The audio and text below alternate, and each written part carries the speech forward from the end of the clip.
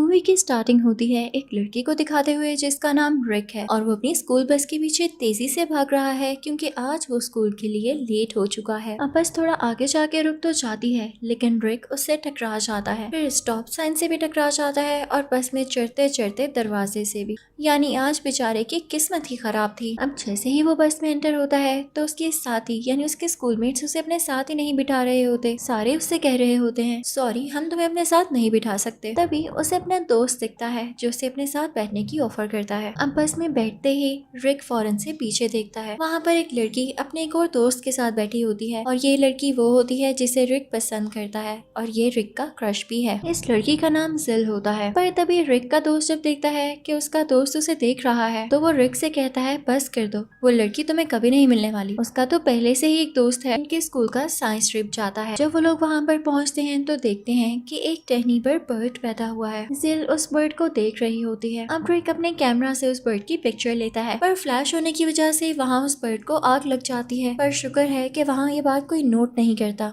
अब जला हुआ बर्ड जब नीचे गिरता है तो रिक उसे अपने पाँव से बुझाने लग जाता है, यानी उसकी आग को बुझाने लग जाता है। तो इसी चक्कर में उसका जूता जिल के फ्रेंड को जाकर लगता है तो वो गुस्से में आकर रिक से कहता है कि तुम्हारी हिम्मत कैसे हुई, तुमने मुझे मारा। तो उनके बीच में जिल आ जाती है और उनकी लड़ाई को रोकती है। और तभी वहाँ पर किसी साइंटिफिक प्लेस का सीईओ भी आ जाता है जो उसके कंधे पर हाथ रखते हुए कहता है कि अपनी लड़ाई को खत्म करो। सारे बच्चे आगे जा रहे होते हैं तो रिक नोटिस करता है कि सीईओ की कुछ तबीयत खराब सी हो रही है, उन्हें कफिंग हो रही है और साथ ही साथ उनकी खांसी में खून भी आ रहा है। तो उनसे पूछता है कि क्या आपकी तबीयत ठीक है। तो वो आगे से कहते हैं हाँ बेटा ये तबीयत ठीक ही है, ये खून आना कोई बड़ी बात नहीं। अब यहाँ पर वो सीईओ रिक से भी पूछता है कि बेटा आपके मामा पापा कैसे हैं। तो रिक आगे से बताता है कि वो तो नहीं है। उसके बाद सारे स्टूडेंट्स आगे बढ़ने लगते हैं। अब वो किसी ऐसे ग्लास चैम्बर के पास पहुंचते हैं जिसके अंदर बहुत सारे ड्रैगन फ्लाइज हैं, लेकिन उसमें से एक ड्रैगन फ्लाई उड़ता हुआ रिक का पीछा करने लगता है और उसे गर्दन पर काट लेता है। जब रिक अपने घर पहुंचता है तो हमें पता चलता है कि वो अपने ओल्ड अंकल और आंट के साथ रहता है। अब यहाँ पर उसे चलने में भी प्रॉब्लम हो रही और ऐसे लग रहा था जैसे उसकी बॉडी में हल्की हल्की स्वेलिंग भी हो रही हो। उसके अंकल उससे कहते हैं कि बेटा मछलियों को खाना डाल दो। और अब जैसे ही रिक एक्वेरियम खोलता है तो उसे वॉमिटिंग होने लगती है और वो उसके अंदर ही वॉमिट कर देता है और फिर अपने कमरे में आकर बैठ जाता है। अब उसके अंकल भी उसके पीछे पीछे आते हैं। वो आकर रिक को बताने लगते हैं कि तुम बड़े हो रहे हो तो मूड स्विंग्स आना नॉर्मल बात है। पर यहाँ पर रिक बेड पर गिर जाता है और गहरी नींद सो जाता है। उधर हम उसी सीईओ को देखते हैं जो बाकी सारे लोगों को अपनी इन्वेंशंस दिखा रहा होता है और अब वो एक इलेक्ट्रिकल चेयर पर बैठ जाता है जिस पर बैठने के बाद उसे कुछ इलेक्ट्रिकल शॉक्स लगने लगते हैं। अब उसके पास एक आदमी खड़ा होता है जिसका वो हाथ पकड़ लेता है। तो उसका हाथ पकड़ने के बाद उस आदमी की सोल इस सीईओ में आ जाती है। सोल नहीं, एक तरह की जिंदगी,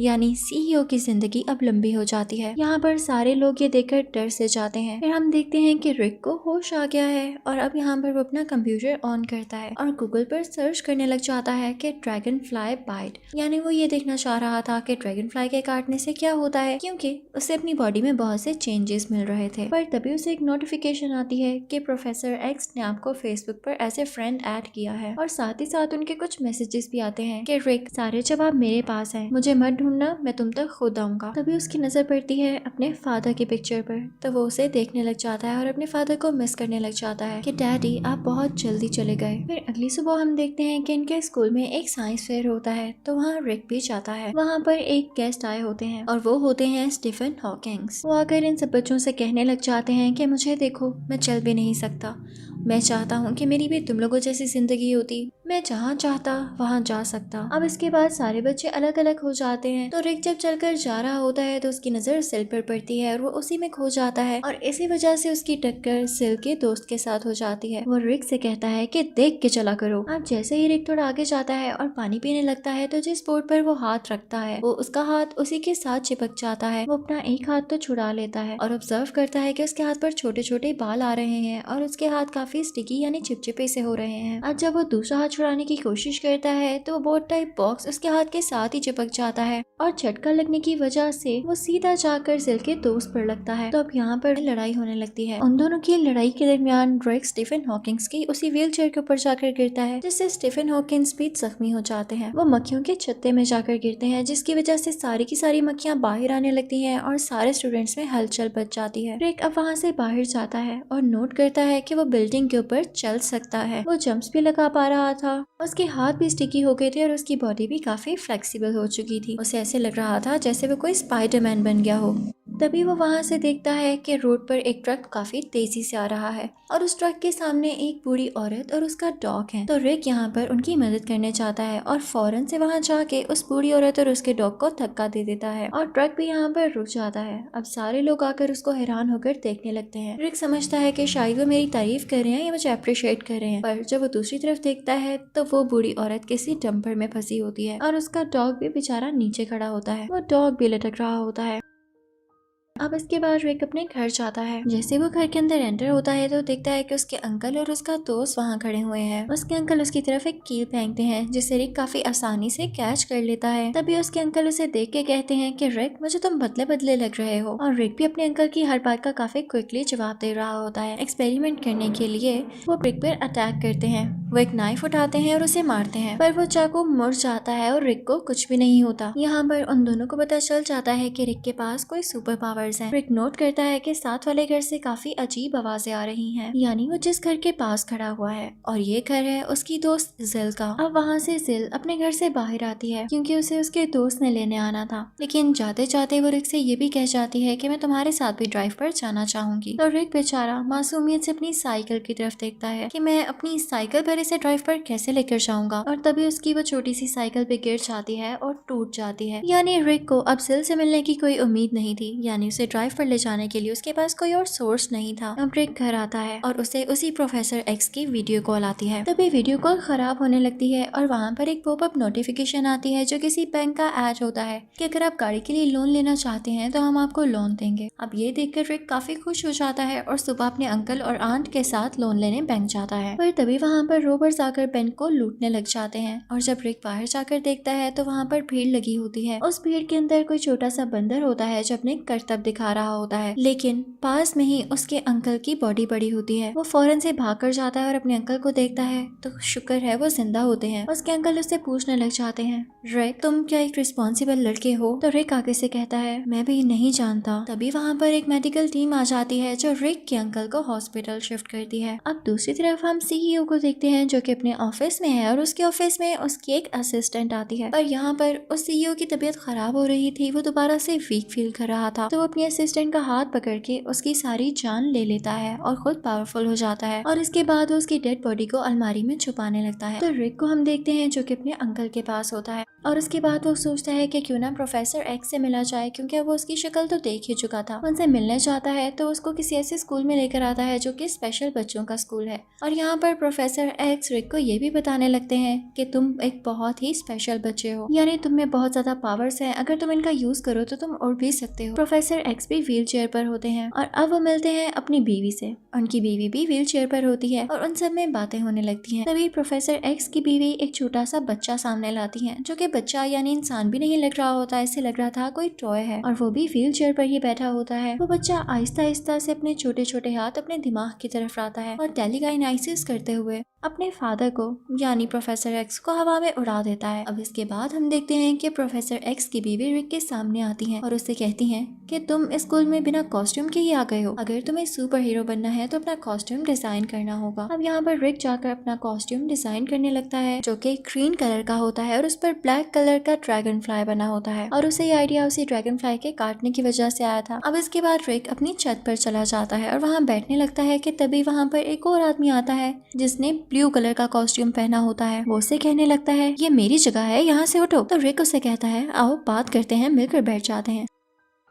अगली सुबह किसी ऑफिस में रिक एक जॉब इंटरव्यू के लिए गया है। वो उसे अपनी उसी कॉस्ट्यूम में पिक्चर्स दिखाने लगता है, लेकिन वहाँ का बॉस उससे कुछ ज्यादा इम्प्रेस नहीं होता। अब तभी वहाँ पर एक आदमी आता है जो बताता है कि जिस यूनिवर्सिटी में ये सारे स्टूडेंट्स पढ़ते हैं, यानी वो आदमी सिर्फ इतना कहता है कि यूनिवर्सिटी के बाहर पुलिस आ रखी है और तभी वहाँ से रिक गायब हो जाता है। जहाँ पर ये सारे बच्चे पढ़ते हैं वहाँ पर वही सीईओ आया होता है जिसने ब्लैक और रेड कलर का कॉस्ट्यूम पहना होता है और उसके बाजू पर एक कंटेनर लगा होता है और अब वो यहाँ पर जवान रूहों का यानी यूथ का ब्लड लेने आया था और ऐसा सीरम जिससे वो जवान रह सके। और तभी यहाँ पर रिक भी उसी ड्रैगन फ्लाई के कॉस्ट्यूम में पहुंच जाता है और अब उनमें लड़ाई होने लगती है। जिल भी ये सब कुछ देख रही होती है। अब आहिस्ता आहिस्ता उनकी लड़ाई इतनी ज्यादा बढ़ने लगती है कि वही सीईओ यानी जो ब्लैक और रेड कॉस्ट्यूम में है उसकी तरफ ब्लेड्स फेंकता है, लेकिन लकीली उसका कॉस्ट्यूम इतना मजबूत होता है कि रिक जख्मी नहीं होता, उसकी जान खतरे से बाहर होती है। उसके बाद लड़ाई खत्म हो जाती है क्योंकि सीईओ वहाँ से छुपकर चला जाता है। फिर रात को हम देखते हैं कि सिल एक थिएटर से बाहर आ रही है तो रिक उसका पीछा करते करते उसके पास आता है और उससे बात करने की कोशिश करता है। सिल यहाँ पर मूवी का ऑडिशन देने आई थी। अब रिक उसे फ्लावर्स देता है और उसे उसका हाल पूछता है तो सिल आगे से उससे कहती है कि बस हाल पूछोगे, मुझे लगा था तुम कोई और बात भी करना चाहते हो। पर रिक क्योंकि यहाँ पर बहुत ज्यादा शर्मा रहा होता है तो आगे से कुछ भी नहीं कहता और तभी सिल वहाँ से चली जाती है। और इनफैक्ट उसे ये भी नहीं पता होता कि ड्रैगन फ्लाई वाली कॉस्ट्यूम वाला आदमी है कौन, पर उसे वो ड्रैगन फ्लाई कॉस्ट्यूम वाला मैन बहुत अच्छा लग रहा होता है। वो उससे काफी इम्प्रेस्ड होती है। थोड़ा आगे जाते ही उसके पीछे कुछ बुरे लोग पड़ जाते हैं और रिक जैसे ही पीछे से ये देखता है तो वो दोबारा से अपने उसे ड्रैगन फ्लाई वाले रूप में आ जाता है और उन बुरे लोगों से लड़ते हुए सिल की जान बचाता है। और यहाँ पर भी सिल उसे बहुत प्यार वाली लुक करवाती है कि जैसे वो उसका शुक्रिया कह रही हो। अब उधर हम उसी सीईओ को अपने घर में रिसर्च करता हुआ देखते हैं। उसे पता चलता है कि इमॉर्टल होने के लिए उसे 47,000 लोगों की जान लेनी होगी, यानी उनकी पावर अपनी बॉडी में लाना होगी, उसके बाद वो मर नहीं सकेगा। और अब सीईओ इस पर काम करने लग जाता है। उधर हम रिक को देखते हैं, उसने जिल को अपने घर पार्टी में इनवाइट किया होता है। अब जैसे ही जिल यहाँ पर आती है तो उसके रिक की आंट के साथ काफी अच्छी दोस्ती हो जाती है और वो उनको बताने लग जाती है कि मुझे ड्रैगन फ्लाई वाले मैन से, यानी उस आदमी से जिसने ड्रैगन फ्लाई का कॉस्ट्यूम पहन रखा है, काफी अटैचमेंट सी फील होने लगी है। ऐसे लगता है जैसे मैं उसे पसंद करने लगी हूँ। लेकिन तभी वहाँ पर जिल का दोस्त और उसके वही अंकल आ जाते हैं जो कि सीईओ है। अब उधर हम ऊपर रिक के कमरे में देखते हैं कि रिक बाहर से अंदर आया है। उसने वही ड्रैगन फ्लाई वाला कॉस्ट्यूम पहन रखा है। इससे पहले कि वो अपना कॉस्ट्यूम चेंज करता, वहाँ पर वही सीईओ आ जाता है जो कि उसी को देखने आया था,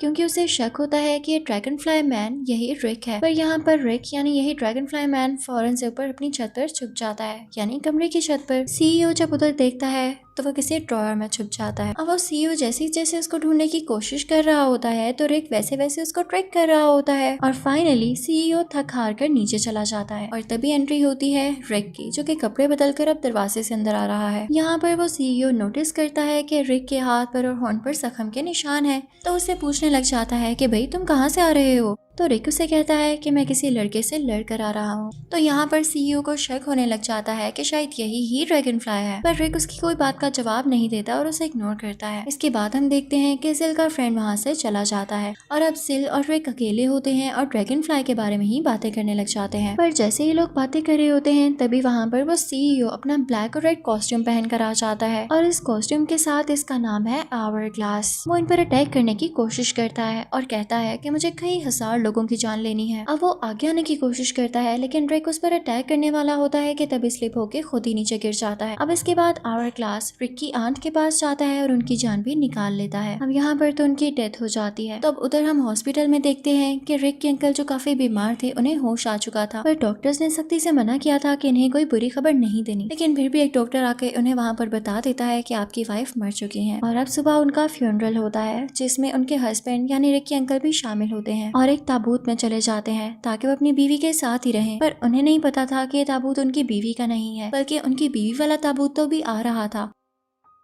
और जैसे कुछ लोग उस ताबूत को लेकर आ रहे थे तो स्लिप होने की वजह से उस ताबूत का कैप खुल जाता है, यानी उसका डोर खुल जाता है और उनकी वाइफ नीचे गिर जाती है। जहाँ पर उसकी वाइफ गिरी थी वहाँ पर आग लगी हुई थी तो वो आग में जल जाती है। कुछ टाइम गुजर चुका है, रिक काफी ज्यादा डिप्रेस्ड है। वो घर में अकेला बैठा हुआ है। उसने अपना घर काफी गंदा किया हुआ है और अब तो उसकी दाढ़ी भी आ चुकी है। तभी हम देखते हैं कि उसके अंकल और रिक के दोस्त उसके घर आते हैं। अब यहाँ पे रिक के अंकल उसे रिंग देते हैं और उसे कहते हैं कि जो कुछ इस रिंग पर लिखा है तुम्हें वो करना होगा, तुम्हें उसके मुताबिक जीना होगा।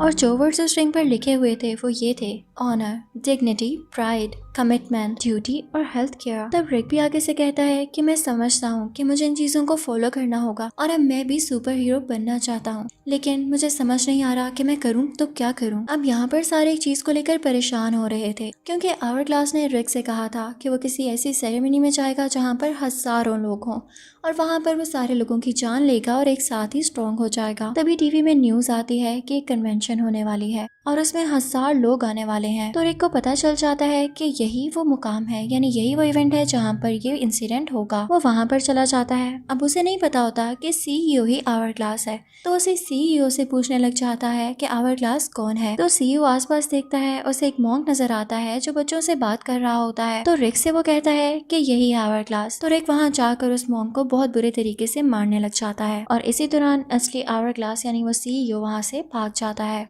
अब जैसे ही आवर-ग्लास वहाँ से निकला था तो उसने अपनी इलेक्ट्रिकल चेयर को भी स्टार्ट कर लिया था और ऊपर जाते ही उसने पूरी की पूरी छत रिक के ऊपर फेंक दी थी, जो कि अब ड्रैगनफ्लाई के कॉस्ट्यूम में था। पर रिक अपनी पूरी पावर यूज करते हुए इस छत को अपने ऊपर से हटाता है, लेकिन यहाँ पर एक अजीब चीज होती है कि वो छत दोबारा से ही रिक के ऊपर आकर गिर जाती है। बेचारा रिक। अब यहाँ पर आवर-ग्लास रिक पर वही ब्लेड्स फेंकने वाला होता है, लेकिन तभी सिल बीच में आ जाती है ताकि रिक की जान बच सके और अब उसे वो ब्लेड लग जाता है। रिक को समझ नहीं आता कि वो क्या करे, तो वो फौरन से छत पर जाता है जहाँ पर आवर-ग्लास अपनी चेयर पर है। वो उसी चेयर का यूज करते हुए सिल की जान वापस लाता है। सिल अब रिक का शुक्रिया अदा करती है। तभी वो लोग स्क्रीन पर देखते हैं कि सिर्फ 10 सेकंड बाकी बचे हैं और इसके बाद आवर-ग्लास इमॉर्टल हो जाएगा। तो वो उसे रोकने का सोचते हैं। आवर-ग्लास भी फौरन से उसकी तरफ प्लेट्स फेंक रहा होता है, लेकिन रिक बैक फ्लिप्स लगाता हुआ अपनी जान बचाता है और उसके पास एक ऐसा फ्लूइड लेकर आता है जो कि एक्सप्लोड कर जाता है। यहाँ पर वो आवर-ग्लास यानी सीईओ तो मर जाता है, पर क्योंकि ड्रैगनफ्लाई का कॉस्ट्यूम काफी अच्छा होता है उस पर किसी चीज का असर नहीं होता,